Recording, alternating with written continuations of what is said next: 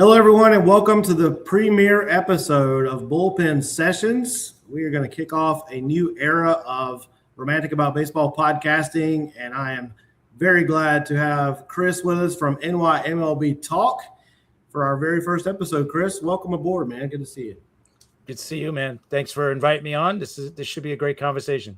Yeah, for sure. We're going to dive into our first subject. And just to give everyone kind of an idea of how this show is going to go, every week we're going to pick a new topic, and we're just going to it's usually just going to be two of us, and we're going to talk about relevant topics to the game today sometimes, and historic topics like we're doing today. But actually, today's kind of a combination of both. It's relevant to today's game, and then also goes back a long ways in the history of baseball. So looking forward to diving into this, and the plan is to have these episodes released every Friday afternoon, Chris. So we're going to aim for Friday afternoons. So be on the lookout.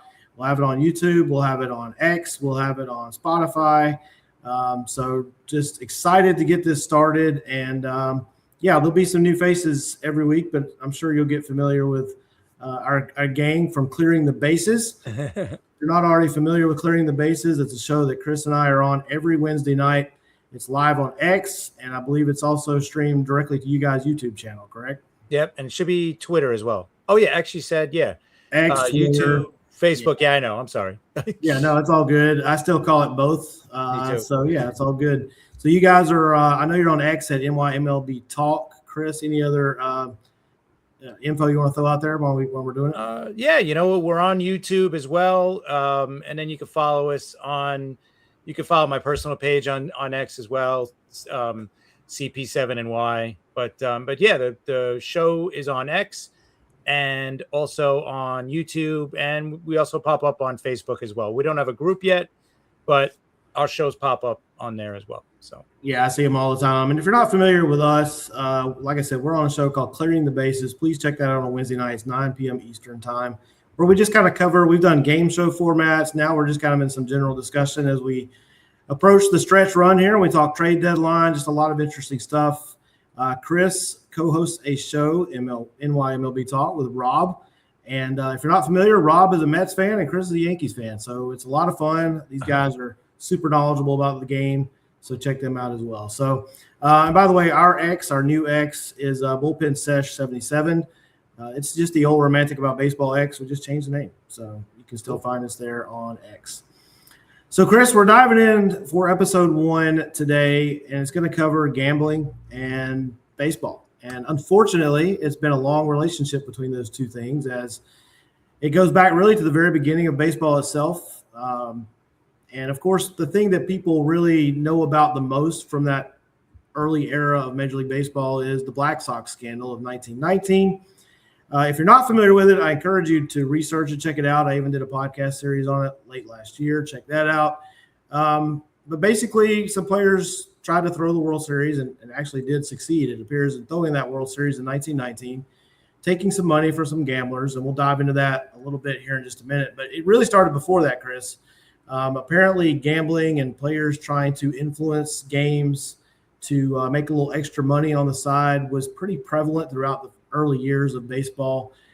And I think it ties into the narrative that these guys were not really making a lot of money back then. They were working regular jobs in the offseason. They were certainly not being paid commensurate with what players make nowadays. So I don't know if that justifies it, Chris, or how you look at that. I mean, I've gone back and forth with it as far as, the story about Charles Comiskey and the Black Sox, him being kind of a tightwad and being very tight with his money. There's also stories that he paid his players about the same as every other team. So just kind of your general thoughts, Chris, on that early era and just kind of, is there blame to lay there, or is it just kind of the way things were then? Yeah, I definitely agree. Like, maybe they weren't getting paid enough money, so they had to do this stuff on the side. But like you said, does that justify it? I don't think so. Gambling, throwing a game to make extra money, I don't know if I still don't think that's right.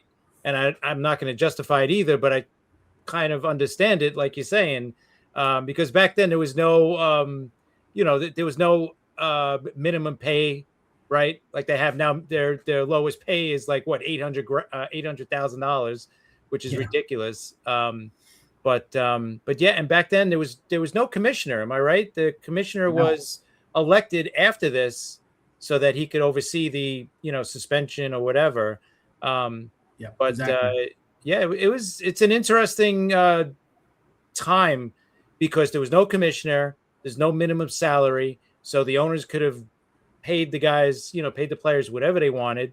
And there was really no like law, right? I think not until then, not until after that. That's when, the number one rule in baseball, and we'll get into with by the time Pete Rose did his thing, like that Yeah. was the number one rule. You could do almost everything else if you wanted to, but Just number don't one, gamble. don't gamble, right? Yeah. On the game. So Yeah. very Yeah, interesting time. Yeah, about 40 years later, we added don't do steroids to that. But for sure, for most of the game's history, that's the number one rule is don't gamble. Yeah, you're exactly right. So in the early days, no commissioner, there was no law, so to speak. It was basically the owners and the league presidents had all the power. And really, sadly, until the mid to late 1970s, the owners retained that power through the reserve clause.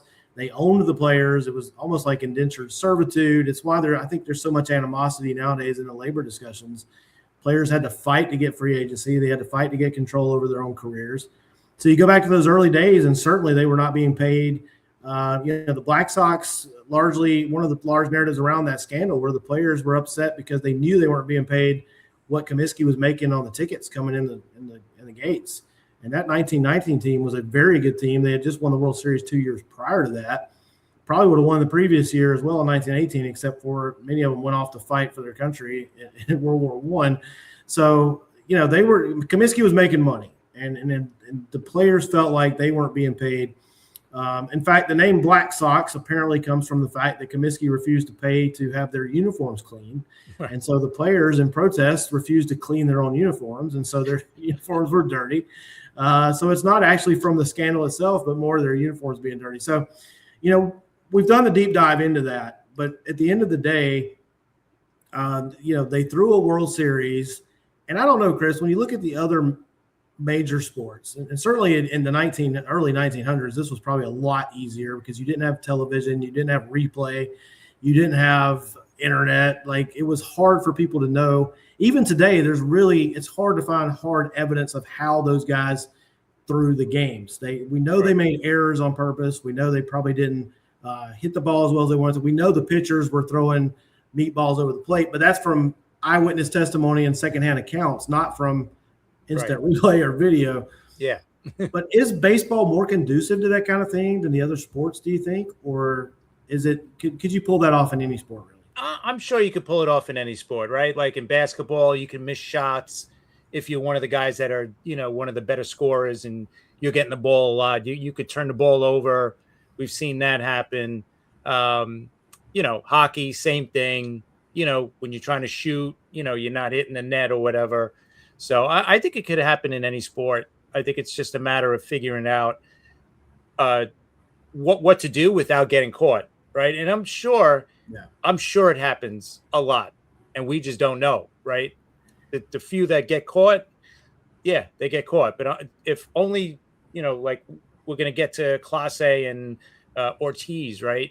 Yeah. Later on, like they were caught. But you're going to tell me those are the only two guys that are doing it? Like, I'm sure there's other guys doing it out there. I mean, I remember, and we'll get into that, but I remember scandals in the 80s of college basketball point shaving. So I'm sure it's happened all along.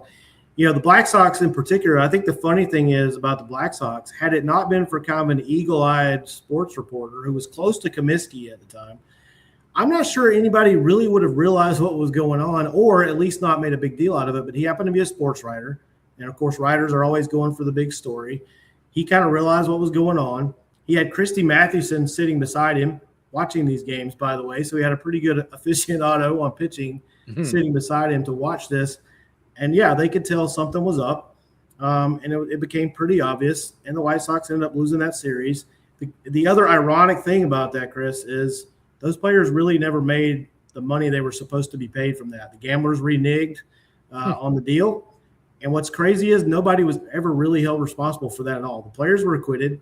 The gamblers were never indicted.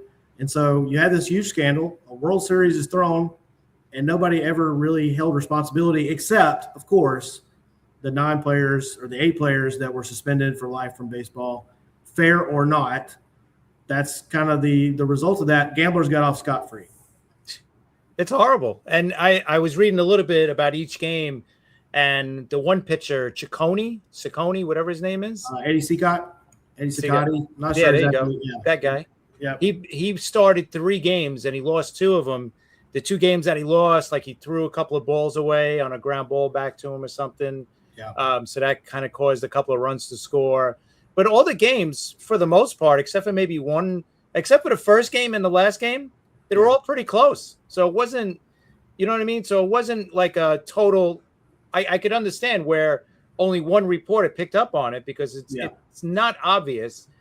And the other thing that helped that I read also was one of the White Sox pitchers became ill before the World Series that couldn't start, right? Yeah, correct. So if he started games, and they said he wasn't in on it, so maybe if he started games, you wouldn't have had it would have been a little bit tougher to do something like this. But and it was weird. I think I read also too that a lot of money was going on the Reds before the series started, even though the White Sox were the favorites. So so that was interesting. But yeah, it's amazing that they did it, and they did it, you hate to say it, so well, right? Yeah. They were able to, just throw a couple of balls away that caused a couple of runs to score. But back then, scoring wasn't like it is now, where guys are just hitting bombs all the time. So it's a little different. Pitchers pitched most of the game, if not the whole game. So I guess it was easier back then to get away with it. Yeah, absolutely. A lot of I won't say urban legends, but there's just a lot of information about that because of when it was and the lack of kind of written records. And in the gambling world, it was kind of rumored before the series that something was going on. And so I think that's why you saw some money going to the Reds. But I think one of the reasons the Black Sox were able to pull that off, that group of 8 players, the rest of the team was trying to win. You had guys that were really trying to win, and so it kind of balanced out, I think. And I also, to this day, we had a fun debate about this one time on one of our shows. How involved was Shoeless Joe Jackson? I mean, if you look at the stats, if you look at the story, apparently he wasn't the most intelligent guy as far as worldliness. He was kind of a simple guy, and so you do wonder how much he actually tried to throw the games because of the way he played. He played pretty good for the Sox. So I think it really came down to the 2 pitchers. They did the most, and then the guy, and even after all that research, it's escaping my brain here, his name, but the guy that kind of organized this whole thing. And the idea was born actually after that pitcher was hurt, and they realized, hey, we got an opportunity here, because they knew he wouldn't do it. Right. And then once they realized he was out, then obviously, they went through with it. So the fact that half the team, or at least some of the team, was trying, and the manager was oblivious to it. He was absolutely oblivious to it. Kid Nichols, and it was Chick Gandil, by the way, was the name I was trying to recall, that kind of organized this whole thing. And he was a borderline player. He was not going to be a Hall of Fame kind of player, but he ruined the career of a guy like Shoeless Joe, who never got to play the game again and was definitely going to be a Hall of Fame player. Where do you land on that, by the way, while we're on that topic? Should Shoeless Joe be in there? We're going to get to Pete Rose soon. So what about Shoeless Joe? Yeah, I definitely think he should be in there, right, for his numbers. I mean, career-wise, what is he, a 370 batting average or something like that, or 3 whatever, some high number. But in that World Series, he did bat 375, 12 for 32, 5 for 12 with men in scoring position. Hit the only home run in the entire World Series. Not that home runs were hit back then, but in 8 games, only 1 home run was hit. And only 2 other guys on the White Sox hit over 300 in that series. So I think those are the 2 other guys maybe that were trying to win. Schalk, the catcher, and Buck Weaver both hit over 300. But the rest, and like you said, I think it's the pitchers, those guys. And then once the one guy became ill or whatever, or couldn't start. What was his illness? I just read illness, but was it a specific thing? Honestly, I don't remember offhand. Oh, okay. It was probably loose bodies in his elbow. Isn't that what everybody these days? The hemate bone was probably he had Tommy John surgery, but probably. But it's interesting to look at some of these stats, and you could tell some of the guys that were in on it and some guys were probably, not on it, whatever you could tell. I definitely want to talk about Buck Weaver in a second, but real quick, just kind of tying this into the whole underpaid and kind of treated differently. It was different times. People need to remember that. And Chicago was certainly, I don't know what it is today, but it certainly there was corruption in government back then, right? I mean, no shocker there. But it was, Ray Schalk and Eddie Collins. Eddie Collins would become a Hall of Famer. They were kind of the upstanding guys. Collins was an Ivy Leaguer. They were never going to get those guys on board for sure. And so it became kind of two factions on that team. The guys that kind of felt disrespected and were also from background much like Shoeless Joe, kind of a poor background, a blue collar, as opposed to Eddie Collins, who kind of led the other group of more of a white collar, like I said, Ivy League kind of background. So that also played into this because obviously guys like Eddie Collins probably weren't as concerned about money as the guys that joined this group with Chick Gandil. Buck Weaver, to me, as much as Shoeless Joe, obviously Field of Dreams and other movies have been made, 8 Men Out, focused on Shoeless Joe. And it is a tragic story. I mean, he was absolutely headed for the Hall of Fame. And by all accounts, baseball was his life. And these guys had to go back to working like regular jobs, Chris. Like they didn't get to just retire because they made all this money. But Buck Weaver, who by all accounts, from the Black Sox themselves, the other 7 guys, was really barely involved. He sat in on the first meeting. He was punished along with the other 7 guys, lost his chance to play baseball. Now, Buck was probably not going to be a Hall of Famer, but his story, if you go and look at it after baseball, he kept trying. He kept appealing. Kennesaw Mountain Landis, who took over as commissioner, absolutely would not yield on that. He basically said, in his famous speech after this, after they were acquitted, by the way, in a court of law, Kennesaw Mountain Landis says, hey, anybody that sits in a room with gamblers and discusses throwing a game is suspended for life. They're banned for life. And so Buck Weaver, who never really, like you said, he had good stats, clearly was not trying to throw a game. He suffered the consequences for that.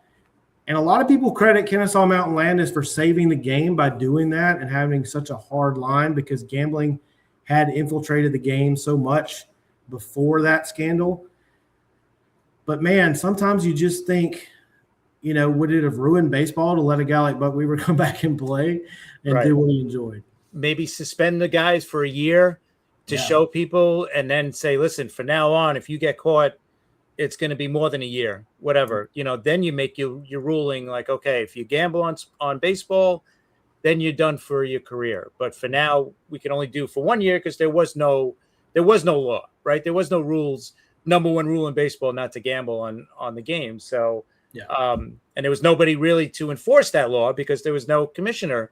So it was really just the owners, I guess, that would have done it. But yeah, like you said, Buck Weaver was 11 for 34, 324, 1 for 5 with men in scoring position, 4 runs, 4 doubles, and a triple. So he definitely wasn't in on it, and it's not fair to these guys that, like you said, that weren't really in on it, got suspended for their entire careers. Those guys, if you want to suspend them for a year, because like you said, he was in the room and he knew about it, but he just didn't take part in it. Yeah. All right. So suspend him for the year. But the other guys that actually, were in on it, absolutely gone, for their careers. But these other guys, they obviously were not trying to lose games. Yeah. Just to play devil's advocate for Mountain Landis, I do think when he came in, which he was already like a hard line, very like stern and law and order kind of guy. And I think he just felt like, hey, I've got to make a stand here to cut this out of the game. Yeah. And to his credit, I mean, well, you can credit him some. Obviously, Babe Ruth's arrival had a lot to do with the growth after that. Yeah. Baseball kind of took off after that. But all right, so let's move on to Pete Rose, because obviously that's a whole nother story, a whole nother level of, oh boy, here we go. So Pete Rose, I mean, most of our audience hopefully knows he's the all-time hits leader, a great baseball player. Charlie Hustle. He played the game the way I think most of us admire people playing the game. He played it hard. He played it rough. He went all out. He sacrificed his body. Like, he did all the things that you want a pro athlete to do for your team, and he won. I mean, he won championships with the Reds. So then he gets caught betting on baseball, and it was never proven that he bet against his team, which I think is important in this discussion, Chris. I don't know how important it is, but if you find out somebody bet against their own team, you know that they can influence that, especially as a manager, because he was managing at the time. Right. I don't know. We've talked about it before on other shows, but give me your thoughts on the overall picture. Should he be in the Hall of Fame? Your thoughts on his. There's a whole other story with Pete Rose about other improprieties off the field. Right. Yeah. Focusing on the gambling. All right. Your thoughts focus on gambling. Yeah. I look at it this way. I think with Pete Rose, if he admitted to it when it first happened and didn't lie for 20 years or whatever it was, I think he would have got into the Hall of Fame. I think if he admitted, like, hey, listen, I messed up, I screwed up, I had a problem, his problem was he lied about it because he didn't think there was anything wrong with it. And then when he said, or I don't know if he said it or when it came out that he was betting on his team to win. Now, like you said, you could affect the game for the team to lose. You could do the same thing to make the team win also. Like if if you want to win, say, Sunday's game, you already got that in your mind. Like, I'm going to bet on my team to win on Sunday to win. And today's Friday. I'm going to make sure I'm resting my guy, my closer, my best hitter, my best runner. Oh, this guy's nursing an ankle injury. Okay, you know what? I'm going to get him ready for Sunday because I need him really for that game. I don't care about these other games. And you can move around your pitching for that. So I think it goes both ways. I know it's different, but I think either way, you are manipulating the game to your, not to your advantage, but to win or lose, right? So I think either way, it's wrong. Yeah. I just think lying about it for all that time just ruined it, and just the attitude towards the league, the arrogance towards it, like, oh, it was just gambling. It's no big deal. Like, and I get it. Listen, we all probably put bet a few bucks on FanDuel or whatever, right? We put $10 on a game. It's like, yeah, all right. It's for, entertainment.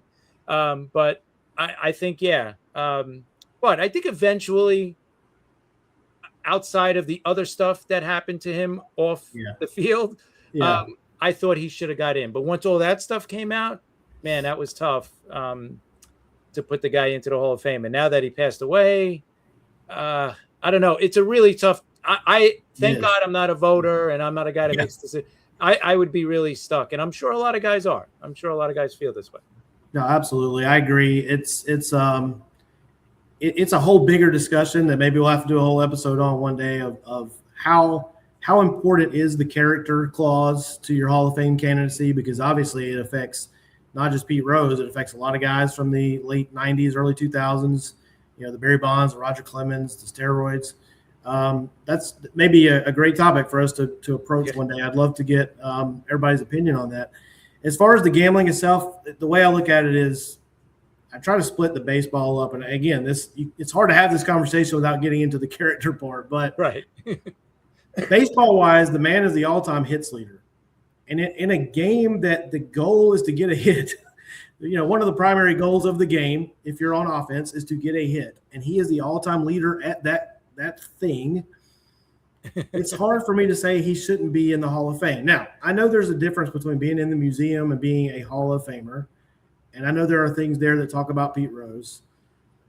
But for me, it's just, if there's somebody that you can't tell the story of baseball without, it's hard for me not to say. I mean, Barry Bonds is there. I was very, very anti Barry Bonds, Roger Clemens in the Hall of Fame right after it happened. It's been 20 plus years now. I've really softened that, because you can't tell the story of baseball without Barry Bonds and Roger Clemens and Mark McGwire and Sammy Sosa. Now, I'm not sure those last two are actually Hall of Famers, but you have to tell that story of 1998 and the home run chase. When it comes to Rose, the other side of that coin for me is he absolutely knew this was the one rule in baseball, like you said earlier. You can't afford to break.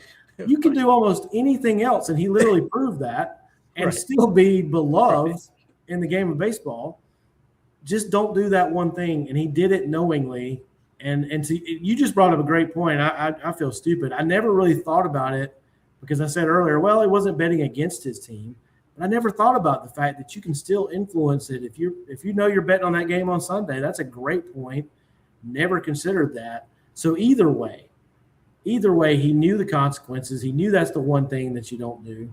I agree with you. If he had just come out at the beginning and said, hey, guys, yeah, I did this, he's probably already in the Hall of Fame, I think.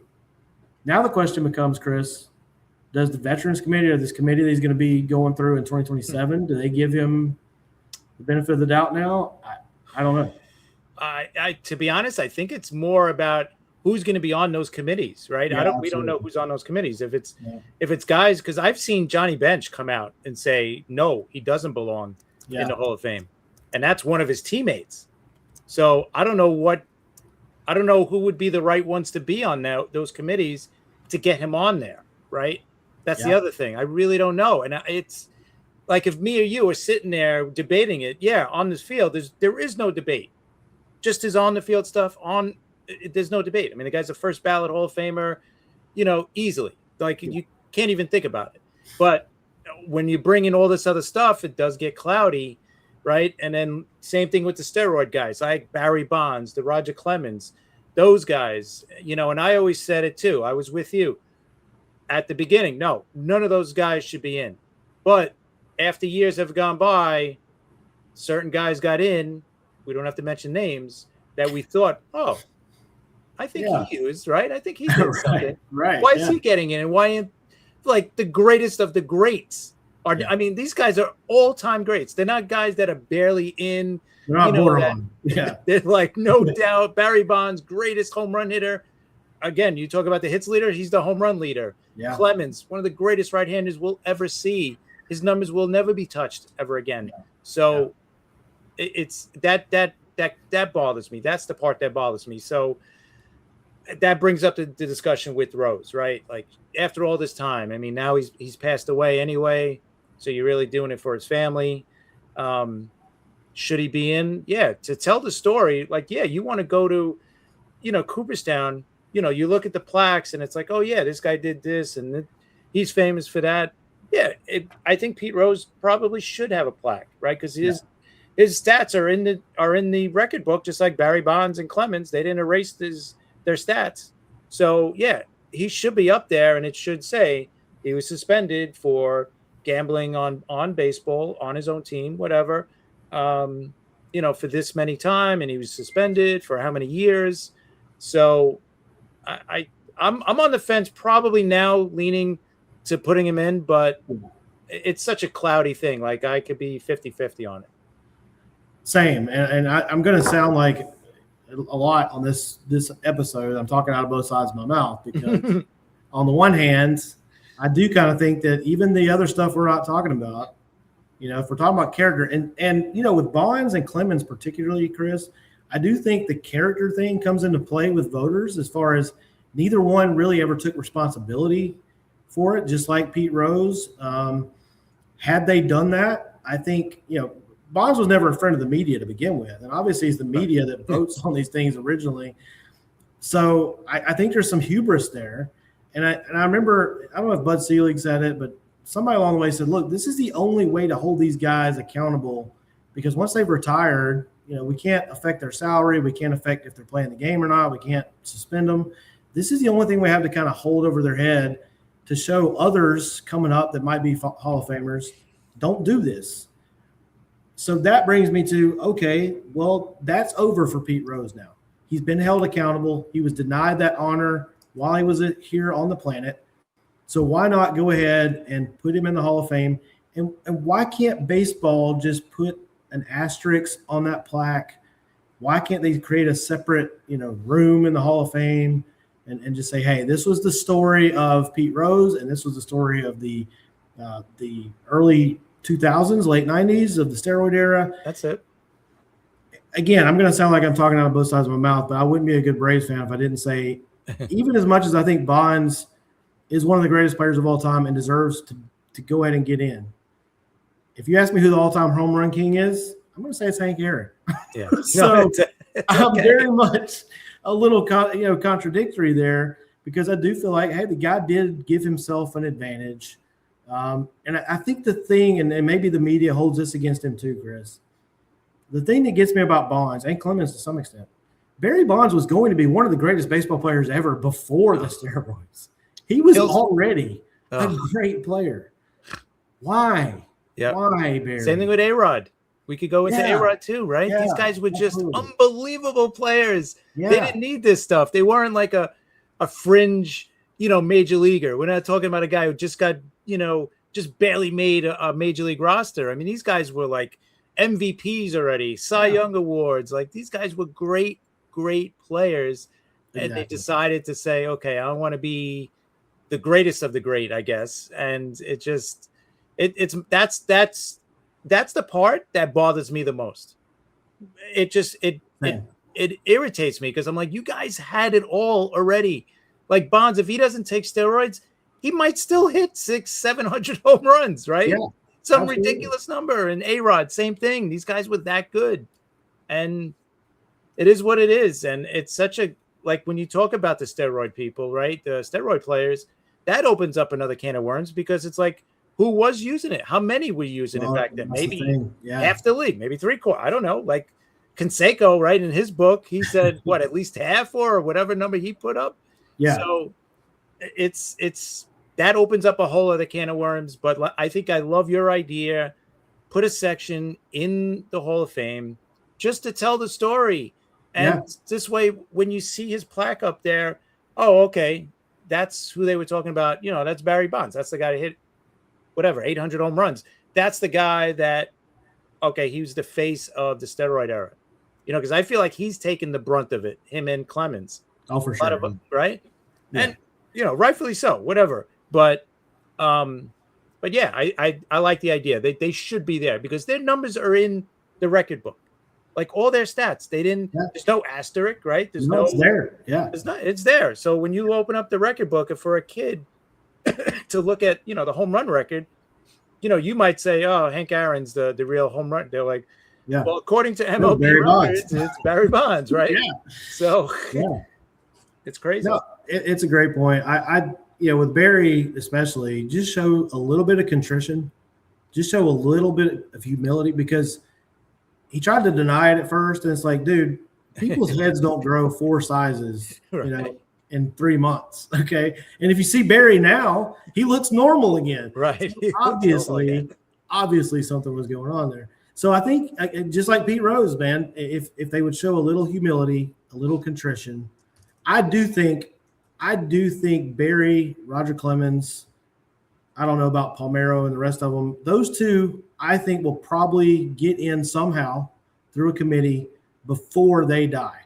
Now, don't hold me to that, but I just feel like they will probably get there, especially considering I feel like the attitude has changed a lot just in the 25 years now. Like me and you said, we felt differently 25 years ago. Yeah. I think as the younger generation of sports writers and the players that start to vote on these committees.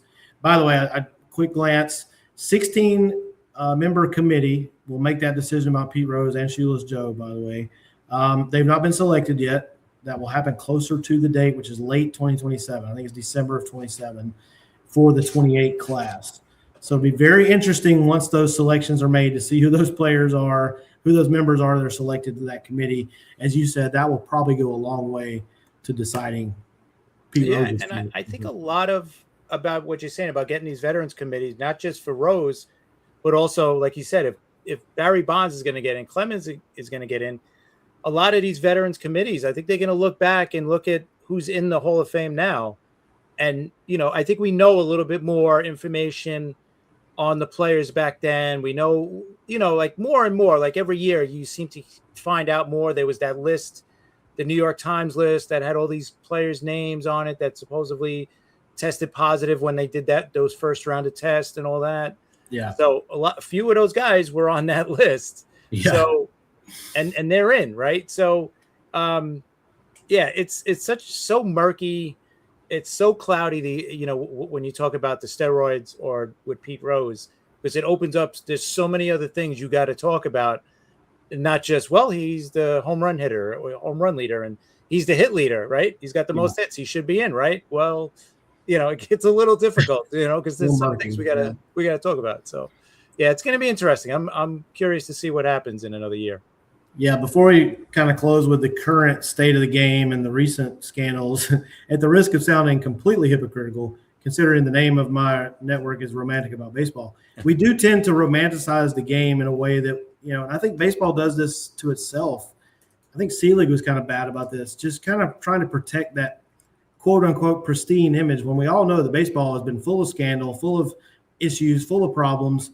It took 70 years to allow African Americans to play in the league. So, I mean, there's all kind of marks against baseball through its history, and gambling's always been there. We don't know. I mean, you're talking about from the Black Sox to Pete Rose. Are you telling me no gambling occurred during that time? Nobody threw a game. Nobody, placed a bet on I don't buy it, right? So that leads us into the most recent scandal or controversy.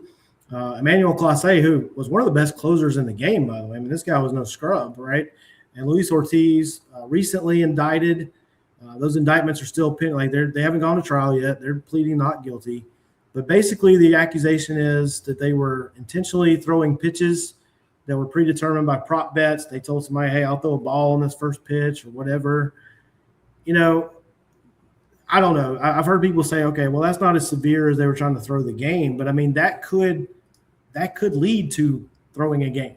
It only takes one play in a baseball game. And I can tell you, I've seen it recently with the Braves. They've been playing a lot of one-run games. One play decided those games in a lot of cases. So just your overall thoughts, Chris, on that deal and the prop betting and where we're at right now with gambling. Yeah, you know what? I read up a little bit on the Clase thing. I didn't realize it. Like he was the main guy. I thought it was Ortiz, and then he brought Clase in. But it was Clase first, and they have him over 250 pitches thrown that were, that were bet on and stuff that he, that's amazing. That just went on for almost 3 years. So listen, it's gotta be easy for them to get away with it, right? Cause it's just throwing a ball. It's not throwing, he comes in, all right, first pitch has to be a ball. Cause we've seen those prop bets, a few of the other ones were don't throw it harder than whatever, 96, 97 or whatever it was. Yeah. So in those cases, yeah, it's so easy to do. So for me, like if I was to get rid of this, I would say get rid of all the prop bets, right? Just get rid of all these pitch, first pitch strike or first pitch ball. Get rid of those, and to me, that's the only way to do it, because otherwise, how are you going to prove a guy doing this? He could just do it once or twice, make a bunch of money, and say, you know what? All right, we're good, and I'm not going to do it anymore. So it's just it's sad, because these guys now, there's no excuse for like the Black Sox, the White Sox during the Black Sox scandal. Yeah, we kind of, not that we said it was okay to do it, but they literally were doing it because they weren't getting paid any money.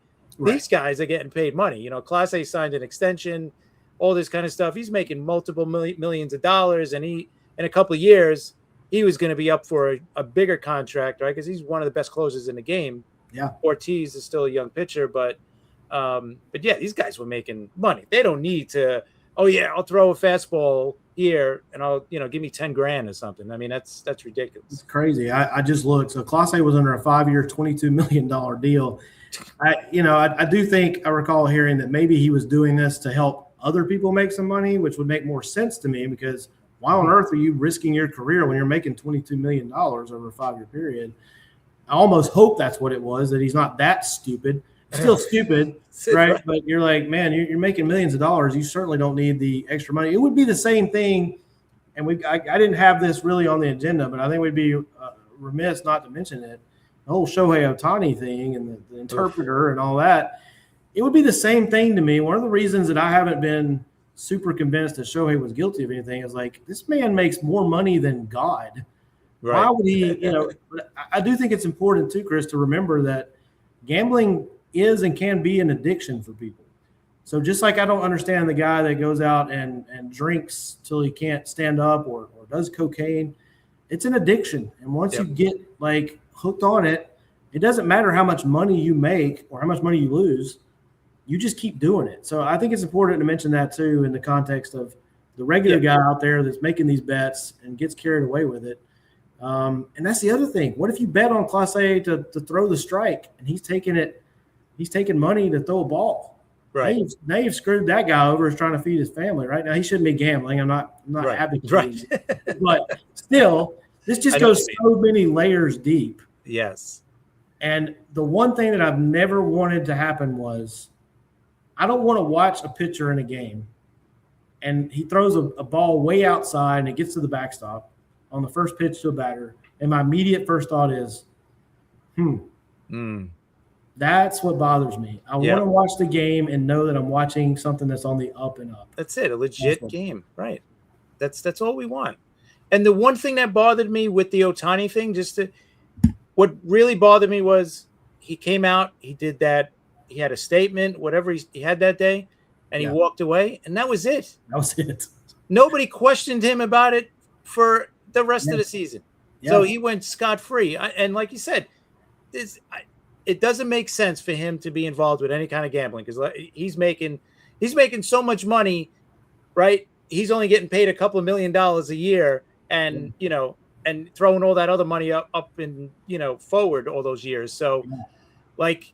He definitely, all right, let's assume he did not have anything to do with it. Right. But they still should be questioning him. And I think if he was a Yankee or a Met, I keep saying this, if he was a Yankee or a Met, I think he would be questioned every day. Like, the reporters here are relentless. I don't think it's the same in LA. Like in LA, I think they just let these guys go. For sure. It must, because this guy was never questioned about it, ever. It's like the biggest scandal in baseball, and it was over in a day. Like, boop, done, disappeared. You're not going to get any media protection from New York reporters. I don't care how much they might like you. You're not getting protected. Whereas, some guy like Bill Plaschke out in LA is going to defend the Dodgers to the end of his days, right? So, Ohtani, I don't know. If you ask me, I would say I don't think he gambled. I may be naive. But your point is exactly right. There should have been more to it. And should he have been suspended while they did an investigation? Something. I mean, baseball didn't do themselves any favors, and they didn't do Ohtani any favors if he is innocent in the way they handled that, because it makes it look like they did a cover-up. They did a great job of making it look like a cover-up, whether they actually did one or not. Right, exactly. And maybe, like I said, maybe that guy really did everything on his own, and he really did steal money from Ohtani and all that. Maybe that's true. And it probably did happen that way, because it just doesn't make sense for this guy to gamble, no pun intended, like his whole career and his everything, because this guy has everything. He's the biggest star in the world, but baseball wise. Yeah. So I can't see him doing that to ruin it. So whether he's addicted to gambling or not, that's a whole other story, but it just doesn't make sense. Right. But still, they squashed it and it was over and done with in a day. So yeah, you got to have transparency there, because now the conspiracy theories run wild, and I would say probably 70% of baseball fans think he did do something. So, and I blame baseball for that. If he's innocent, and I'm not saying for sure he is, but if he is, I blame baseball for making him look guilty, because to your point, there was just no in-depth investigation. And by the way, nobody cares if you say, well, the feds investigated it. Nobody trusts the feds either. Right. You're not doing yourself any favors. No. By saying that. For sure. Definitely not. All right, so let's end it on this. Great discussion. Let's end it on this. I'm just going to ask you, your opinion, not your opinion, your opinion on if they do, not if they should. Does Shoeless Joe get in through the Veterans Era Committee? Shoeless Joe, in or out? Yeah, I think he'll get in, because there's enough evidence to show you that he wasn't in on the gambling, on throwing the World Series. So I'm going to think he's going to get in. Pete Rose, in or out? Man, that's a lot tougher one. Here's what I don't know, Chris. I don't know if this is his last chance. Like, if he doesn't get in with this committee, is that it? I'd have to research that. That I'm not sure. I don't know. We'll say for this committee, do you think he gets in? You know why? I just don't know who they are, but I'm going to think that he's going to have enough people that are on that committee that's going to get him, that's going to push him over that line. And I'm going to say yes. Okay. All right. Barry Bonds. I think I'm with you on that. I think eventually they got to get in, Bonds and Clemens. I think they have to. They're just too good not to be in, right? Whether it was steroids or not, like we said, even without steroids, the guy's probably still hitting 600 home runs.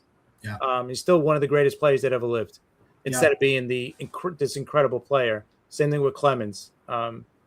So I'm going to say they both get in eventually. I just don't know what year, but I think eventually they get in. Palmeiro. Oof. Yeah. That's a tougher one, right? Because for sure. I did not taste that right. Yeah. Oh man, that's tough to overcome. Yeah, that's a tough one. I'm going to say no, but I'm going to say no on Palmeiro. Yeah. What about if Clase and Ortiz somehow are acquitted? Let's just say. It doesn't sound like they will. It sounds like it's pretty cut and dry. But let's just say they're acquitted. Do they ever play Major League Baseball again?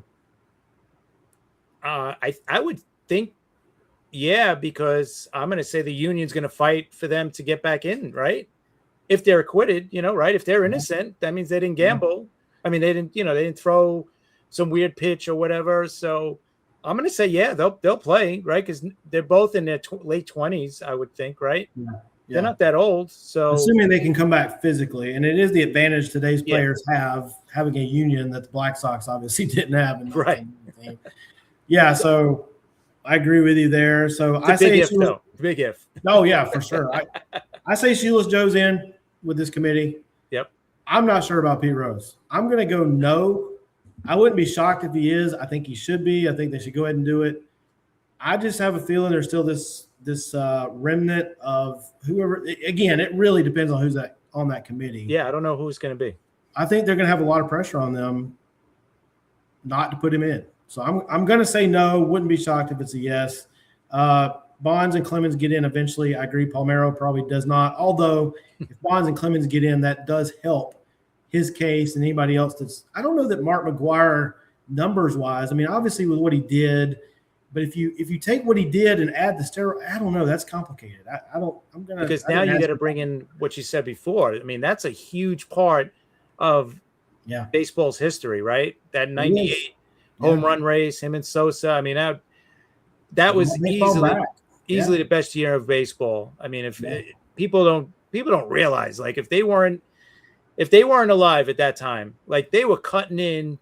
On a regular show, right? During the night, like, oh, Mark McGwire is up. It's just, I'll never forget that. Like, I can't see that happening now, right? It's unreal how big of a story that was in 98. It was so huge to bring baseball back at that point. Yeah, I remember I was very young and I was a teenager. I was at work. Every morning, the first thing we thought about at work was how many did Bonds hit or how many did McGwire hit, how many did Sosa hit. Reading the box score, right? Eventually, but yeah. So, I don't know about McGwire. And then, I don't think those two guys are going to play baseball. I don't know. I understand the players' union would probably get involved if they were acquitted, but I do wonder about the physical side of it after being out of the game. Because, I mean, like I said, the trial hasn't even started yet. They've already been out of the game for, a year. But obviously the players' union would go to bat for them. So we'll see. Yeah. Great discussion. Anything you want to add to wrap us up here, Chris? No, I think it's sadly, though, that I think it's going to continue to happen in baseball, right? Because there's so much money involved. And if you bring in the guys that do get addicted to gambling, they're the ones that are going to be most likely to do it during a game or something like that, right? Because the problem, too, is that they're going to get in too deep with some really tough people, right? And that's where those guys say, hey, you owe us X amount of dollars. This is how you're going to pay it back. This is how you're going to pay it back. You don't want a broken bone or you don't want any other issues. This is how you're going to pay us back. You're going to throw this pitch or you're going to give up a home run if you get whatever. So sadly, it's going to continue to happen. That's a really good point. It's a scary point to think about. Yeah. And one thing we didn't really cover, but the FanDuel and should Major League Baseball advertise with companies like DraftKings and FanDuel? The one thing I'll say about that, I don't care either way, to be honest with you, because I'm a big fan of personal responsibility. Just because DraftKings is on an ad when I'm watching a baseball game does not make me want to go out and gamble. Okay, I'm not a gambler. I don't bet. I just don't. It's not because I think it's terrible. I don't like losing money, and I am not good at predicting things. Me too. Trust me. Obviously, for my World Series picks the last couple of years, but it's funny that baseball takes a lot of criticism for that, because it's not a secret that the NFL is driven largely by people who gamble. Fantasy football and gambling drive the NFL's popularity. It's a great game. I love football. I watch a lot of football, but it's not that much better than baseball. But the gambling drives that advertising. It drives that machine. It drives that TV machine. So for baseball to take all the criticism while football's over there raking in the money off of it, I find that a little strange. But it doesn't bother me if they put DraftKings up in the background. Players still have to be held accountable. Just don't gamble. Right? Just don't gamble, guys. Is it that hard not to gamble? I mean, no, you're being paid handsomely. Yeah, cut it out, guys. Cut it out. You don't have to make extra money. You're not working an extra job here like the White Sox were in 1919 here. You're getting paid. The lowest salary is what, $800,000-$900,000 now for players, and I'm sure it's going to go up after this CBA. So it might start at $1 million.